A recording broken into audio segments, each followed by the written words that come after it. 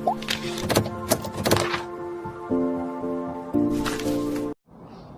Dear students, welcome to Aaradhya classes. આજે આપણે જોઈશું યામ ભૂમિતિ પાર્ટ 2.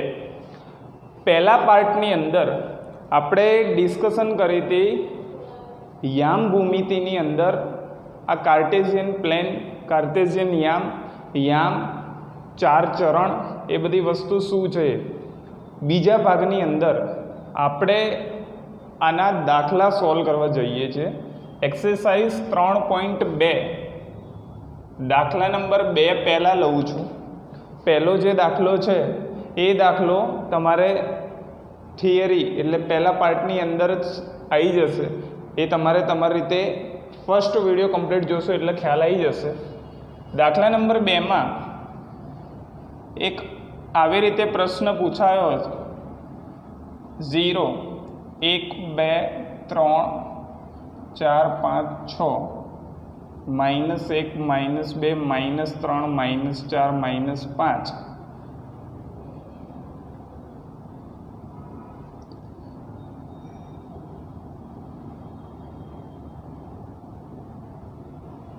ઓકે, પહેલાં હું ક્વેશ્ચન લખી લઉં છું. અહીંયા છે પોઈન્ટ L, અહીંયા છે point M,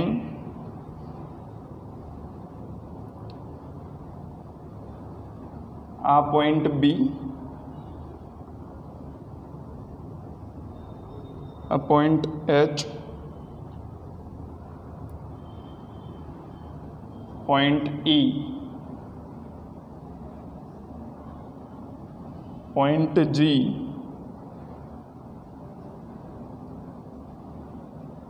point C and D.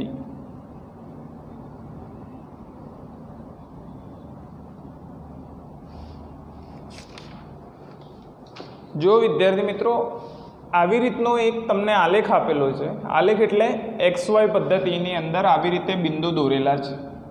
હવે ધ્યાન રાખજો, તમને આવી રીતે ABCD બહુ બધા બિંદુ આપેલા છે.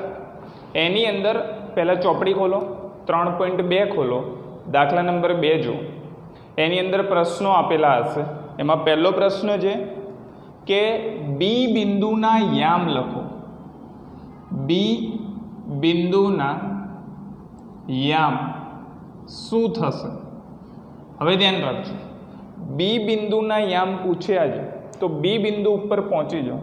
B બિંદુ અહીંયા છે તો હંમેશા કોઈ પણ બિંદુના યામ લખતી વખતે સૌ પ્રથમ કૌંસ કરો. કૌંસમાં પહેલો હંમેશા જે હોય એ X યામ હશે અને જે બીજો હોય એ Y યામ હશે. પહેલો યામ હંમેશા X યામ, બીજો Y યામ. ફરીથી કહું છું, આ કાર્ટેશિયન સમતલની અંદર કોઈ પણ બિંદુ આપેલું હોય એ બિંદુને દર્શાવવા માટે સૌ પ્રથમ કૌંસ કરો. કૌંસમાં જે પહેલું છે એમાં X યામ નાખો, બીજું છે એમાં Y યામ નાખો. મેં એવું પૂછ્યું છે B બિંદુના યામ લખો તો B બિંદુ આગળ પહોંચી જાઓ. B બિંદુનો X યામ શું થાય? હવે જો X યામ એટલે આ B બિંદુનું આ Y અક્ષથી અંતર ગણો. અહીંયા Y અક્ષથી આટલું અંતર છે -5, તો એ થઈ ગયો તમારો X યામ. કોઈ પણ બિંદુનો X યામ લખવો હોય એટલે એ બિંદુનું અહીંયાથી લઈને અંતર જોઈ લેવાનું. બહુ જ સીધી ભાષામાં સમજવું હોય તો B બિંદુ અહીંયા X ઉપર જોઈ લો -5, તો -5. એ Bને Y ઉપર જોઈ લો +2, તો એનો Y યામ થઈ જાય +2. તો આ જ વસ્તુ આપણે અહીંયા ઉતારવાની છે. X યામ થયો -5, Y યામ થયો 2, તો આ થઈ ગયો તમારો B બિંદુનો યામ. બીજો પ્રશ્ન, C બિંદુના યામ લખો. C બિંદુના યામ લખો. તો ચલો C બિંદુ ઉપર પહોંચી જઈએ. C બિંદુ અહીંયા છે ચલો મારે પહેલો યામ લખવો છે એટલે પહેલો હંમેશા એક્સ હશે અને બીજો હંમેશા વાય હશે. તો એક્સ કેટલો? તો સી ઉપર એક્સ અક્ષ ઉપર જો કેટલો છે 5 છે, તો અહીંયા કેટલા લખશો 5. અને એ જ વાય ઉપર જોઈ લો -5, તો અહીંયા કેટલા લખવાના -5. તો આ કોણ થઈ ગયું? સી બિંદુનો યામ. એણે એવું કીધું છે -3 અને -5 આ બિંદુ કયું હશે? તો -3 એક્સ ઉપર જોવાનો, એક્સ ઉપર -3, વાય ઉપર -5, -3 અને -5 અહીંયા આગળ ભેગા થાય છે. તો એ કયા બિંદુના યામ હશે?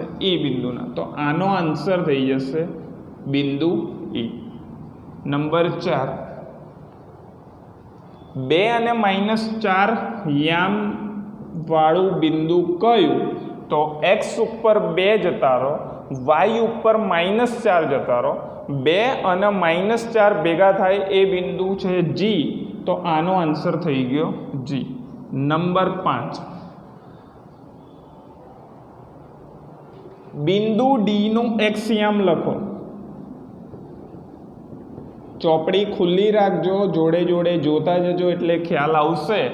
બિંદુ ડી છે તમારું અહીંયા આગળ, ક્યાં છે? આયર. આનો એક્સ યામ પૂછ્યો છે એટલે એક્સ અક્ષ ઉપર કયું છે એ જોઈ લેવાનું. એક્સ અક્ષ ઉપર 6 છે તો એનો એક્સ યામ પૂછ્યો છે, તો આ થઈ ગયો આન્સર 6. જો એનો વાય યામ પૂછ્યો હોત તો આન્સર થાત 2. તો કોઈ પણ બિંદુનો એક્સ યામ એટલે એક્સ અક્ષ ઉપર જોઈ લેવાનું. બિંદુ એચ નો વાય યામ લખો.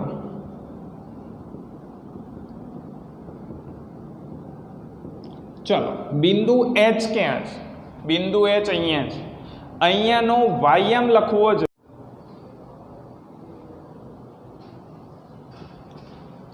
તે બિંદુનો એચ યામ થઈ ગયો -3.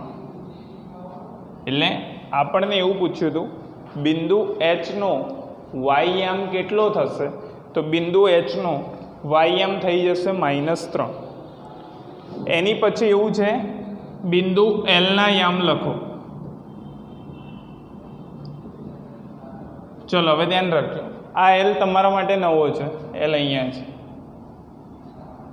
આપણે જો આ એક્સ અને વાય સમતલમાં કોઈ બિંદુ હોત, જેમ કે આ બિંદુ ડી છે, આ બિંદુ અહીંયા સી છે, તો એના યામ લખવા માટે આપણે શું કરીએ છીએ?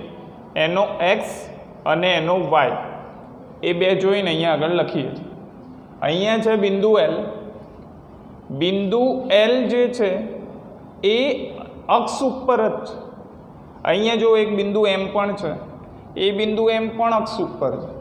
એટલે એવા બિંદુઓ કે જે ચરણમાં ના હોય, એક્સ અને વાય ચરણમાં નથી, એ બિંદુ અક્ષો ઉપર છે.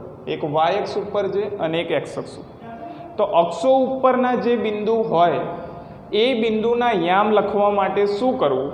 તો અક્ષ ઉપર આ બિંદુ એલ છે, તો એટલું યાદ રાખવાનું કે જે વાય અક્ષ ઉપર હોય એનો એક્સ કેટલો થઈ ગયો? 0. તો અહીંયા એક્સ લખો 0 અને વાય થઈ જશે 5. એની પછી 8મો નંબર, બિંદુ એમના યામ લખો. તો બિંદુ એમના યામ બરાબર એમ ક્યાં છે? અહીં. આનો એક્સ ઉપર -3 છે, તો એક્સ ઉપર -3 અને એ જો અક્ષ ઉપર હોય તો શું લખવાનું? 0. તો આના ઉપરથી એક નોંધ યાદ રાખો, આ નોટ કરો કે જો એક્સ અક્ષ પરનું બિંદુ હોય તો તેનો વાય યામ 0 લેવું, અને જો વાય અક્ષ પરનું બિંદુ હોય તો તેનો એક્સ યામ 0. એટલે કે આ જે બિંદુ લખવાના એમાં વાય 0 લેવાનો, આ જે બિંદુ લેવાના એમાં એક્સ 0 લખવાનો. તમને કોઈ પણ બિંદુ, ધારો કે આ બિંદુ આપું તો આ એક્સ અક્ષ ઉપરનો બિંદુ છે, તો વાય યામ કેટલો લેશો? 0. તો વાય યામ 0 એટલે આ બિંદુના યામ થઈ જાય 3 0. ધારો કે અહીંયા આગળ પૂછું તો આ શેની ઉપરનું બિંદુ છે? વાયએક્સ ઉપરનું બિંદુ છે. તો વાયએક્સ ઉપર એક્સ 0 હોય તો 0 અને -2 એ તમારો જવાબ આવે. તો ધ્યાનથી તમે આલેખ જુઓ. આલેખની અંદર બિંદુઓ દર્શાવેલા છે, એનો આપણે યામ લખ્યા. એક્સ યામ, વાય યામ. અક્ષ ઉપર હોય તો શું થાય? ચરણ ઉપર હોય તો શું થાય? હવે ધ્યાનથી જો, તમે ચરણ કીધું હતું પહેલા વિડીયોની અંદર. આ સમતલના એક્સ અક્ષ અને વાય અક્ષ એ 4 ચરણમાં ભાગ પાડે છે. એક પહેલું, એક બીજો, આ ત્રીજો અને આ ચોથું. હવે જો પ્રથમ ચરણ જે છે એની અંદર ધ્યાનથી જોશો તો ખ્યાલ આવશે કે એ એક્સ બધા ધન છે, વાય બધા ધન છે. એટલે એના જે યામ લખવાના એ બંને કેવા આવશે? પ્લસ. તમે આ પહેલા ચરણ પરનું કોઈ પણ બિંદુ લેશો તો એ બિંદુના યામ હંમેશા બંને પ્લસ જ હશે. જેમ કે અહીંયા ડી લો તો +6+. એવી રીતે બીજામાં એક્સ નેગેટિવ અને વાય પોઝિટિવ. ત્રીજામાં બંને માઇનસ હશે અને ચોથાની અંદર એક્સ પ્લસ અને વાય માઇનસ. તો જો તમને આવી રીતે ખ્યાલ હોય કે આ ધન છે તો આ ધન ધન, એક્સ ઋણ છે, વાય ધન, બંને ઋણ, એક્સ ધન છે અને વાય ઋણ. તો પહેલું, બીજું, ત્રીજું, ચોથું ચરણ આવી રીતે તમને 1 માર્કનો પ્રશ્ન પણ પૂછી શકાય, જે એની પછી 3.3 એક્સરસાઇઝનો દાખલા નંબર 1 છે. તો 3.3ના પહેલા દાખલા ઉપર જતાં પહેલાં આ દાખલો વિડીયો પૂછ કરો અથવા સ્ક્રીનશોટ લઈ લો અને નોટબુકમાં ઉતારી લો. 3.3 પહેલો દાખલો, એની અંદર તમને એવો પ્રશ્ન પૂછ્યો છે, ઊંધો પ્રશ્ન પૂછ્યો જે આપણે 3.2માં ગણ્યો એના કરતાં ઊંધો પ્રશ્ન. બિંદુના યામ આપેલા છે અને એ યામને તમારે XY કાર્તેજીય સમતલની અંદર દર્શાવવાના છે. આપણી જોડે અત્યાર સુધી શું કરતા હતા? XY આપેલો હતો અને એના બિંદુના યામ લખતા હતા. હવે બિંદુ આપેલું છે અને એ તમારે XY સમતલમાં દર્શાવવાનું. તો કેવી રીતે દર્શાવશો? ચલો ધ્યાન રાખો. સૌ પ્રથમ દર્શાવવા માટે એક ઊભી લાઈન એટલે આ વાય અક્ષ, આડી લાઈન એટલે આ એક્સ અક્ષ, આ થઈ ગયું ઉગમ બિંદુ. એક્સ જમણી બાજુ બધા ધન એટલે 1, 2, 3, 4, 5 એવી રીતે તમારે માપ લઈને વ્યવસ્થિત દોરવા. અહીંયા 1, 2, 3, 4, 5, -1, -2, -3, -4, -5, -1, -2, -3, -4, -5. આ થઈ ગયું તમારું ઉગમ બિંદુ. ચલો હવે જો પહેલું છે -2 અને 4. તો -2 અને 4 બિંદુ છે, એનો મતલબ -2 એટલે કે એક્સ યામ અને 4 એટલે કે વાય યામ. હવે જોજો, એક્સ યામ -2 એટલે આવી રહ્યો, વાય યામ 4 એટલે અહીંયા છે. તો એ બંનેને ભેગા કરો એટલે તમને આ બિંદુ મળશે -2 અને -4. હવે ધ્યાનથી એ જુઓ કે કયા ચરણમાં છે, સોરી +4 આવશે. હવે ધ્યાનથી એ જુઓ કે કયા ચરણમાં છે, પહેલું, બીજું, ત્રીજું, ચોથું. બોલો કયું ચરણ? બીજું ચરણ. તો આપણે આ બિંદુને દર્શાવ્યું અને લખવું હોય તો શું લખાય? બીજા ચરણમાં. શું લખાય? બીજા ચરણ. ચલો એની પછી 3 અને -1. તો એક્સ ઉપર 3 ઉપર જતા રહો, વાય ઉપર -1 ઉપર જતા રહો. બંને ભેગા ક્યાં થાય છે? તો અહીંયા આગળ ભેગા થાય છે. એટલે એ થયા 3 અને -1. બોલો આ બિંદુ કયા ચરણમાં? 1, 2, 3 અને 4. તો અહીંયા લખી નાખો ચોથા ચરણ.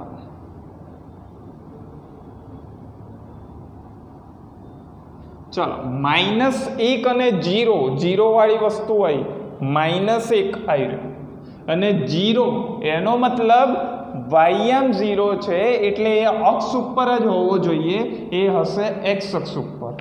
જો કોઈનો ym 0 હોય તો એ x અક્ષ ઉપર હોય અને જો કોઈનો xm 0 હોય તો એ હંમેશા y અક્ષ ઉપર હોય. અહીંયા -1 અને 0 એટલે આ જ બિંદુ થાય -1 0, જે કયા ચરણમાં હશે? ચરણ ઉપર નથી, આ બધા ચરણ છે, ચરણ ઉપર નથી, એ શેની ઉપર છે? અક્ષ ઉપર છે. કઈ અક્ષ ઉપર છે? x અક્ષ. ચલો 1 અને 2, 1 અહીંયા છે, 2 અહીંયા છે, એ બંનેને ભેગા કરો એટલે આ બિંદુ મળશે 1 અને 2. બોલો એ કયા ચરણમાં? પ્રથમ ચરણ. છેલ્લું વધ્યું -3 -5, -3 અહીંયા છે, -5 અહીંયા છે, એ બંનેને આપણે ભેગા કરીએ તો આ બિંદુ મળી ગયું -3 -5. પહેલું, બીજું ને ત્રીજું, તો આ કયા ચરણમાં છે? ત્રીજા ચરણ. બરાબર. ફટાફટ 2-3 બિંદુના યામ લખું છું એક્સ્ટ્રા, એ તમારે કોમેન્ટ કરીને આન્સર આપવાનો છે. 0 -2 x અક્ષ ઉપર y અક્ષ ઉપર કે કયા ચરણમાં? -3 -5, 4 -3, 1 અને 7. ચાલો આ બધા નોટ ડાઉન કરી લો વિડીયો પૂછ કરીને, અને એ તમારે આન્સર આપવાનો છે કમેન્ટની અંદર.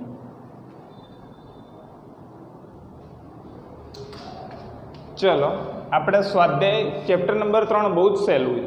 તમારા માઇન્ડમાં એક y અક્ષ x અક્ષ બે ભેગા થાય છે, પહેલું, બીજું, ત્રીજું, ચોથું ચરણ.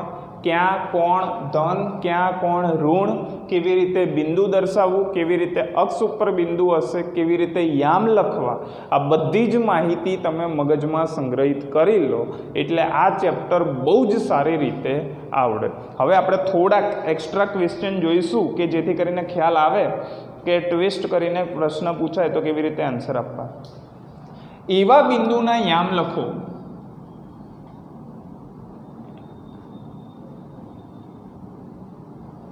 એકદમ મસ્ત દાખલા, મસ્ત દાખલાઓ જોઈએ. દાખલા એટલે તો 1 માર્કના MCQ જેવા જ છે. એવા બિંદુના યામ લખો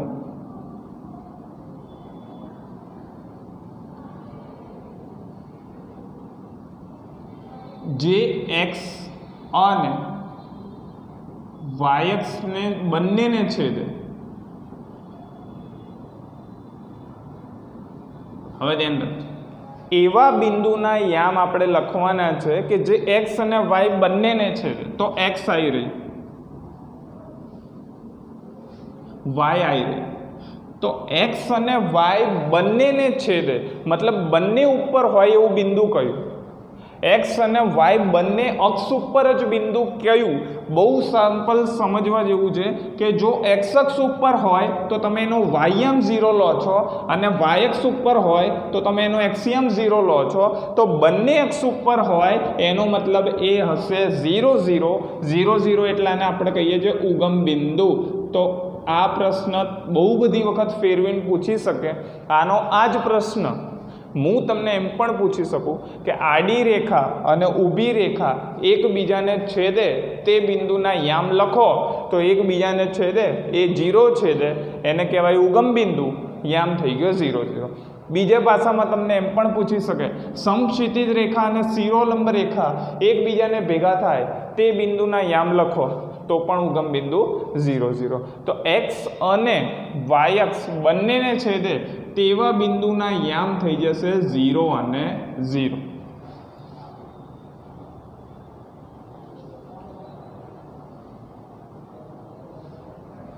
જેનો એક્સિયમ 2 હોય તથા જે x અક્ષ ઉપર હોય,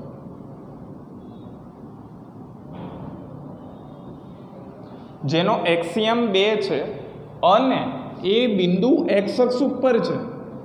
તો બહુ સિમ્પલ વસ્તુ છે કે જો એ બિંદુ x અક્ષ ઉપર હોય, જો એ બિંદુ x અક્ષ ઉપર હશે એનો સીધો મતલબ એવો થાય કે એનો ym કેટલો થઈ ગયો? 0. અને એક્સિયમ તો ઓલરેડી આપેલો છે કેટલો? 2. તો એ બિંદુના યામ કેટલા થઈ ગયા? 2 અને 0. તો આવું બહુ બધી વખત ફેરવીને પૂછી શકે તમારે માત્ર એટલું ધ્યાનમાં રાખવાનું છે કે આ એક્સ અક્ષ, આ વાય અક્ષ, છેદે એ ઉગમ બિંદુ. ફટાફટ એક વખત રિવિઝન કરેલું છું, ધ્યાન રાખજો. છેદે એ બિંદુના અહીંયા ઉગમ બિંદુ 0. બે રેખાઓ આવી રીતે ભેગી થઈ ટોટલ 4 ભાગમાં એને ડિવાઈડ કરે, 1, 2, 3 અને 4. પહેલું ચરણ, બીજું ચરણ, ત્રીજું ચરણ, ચોથું ચરણ.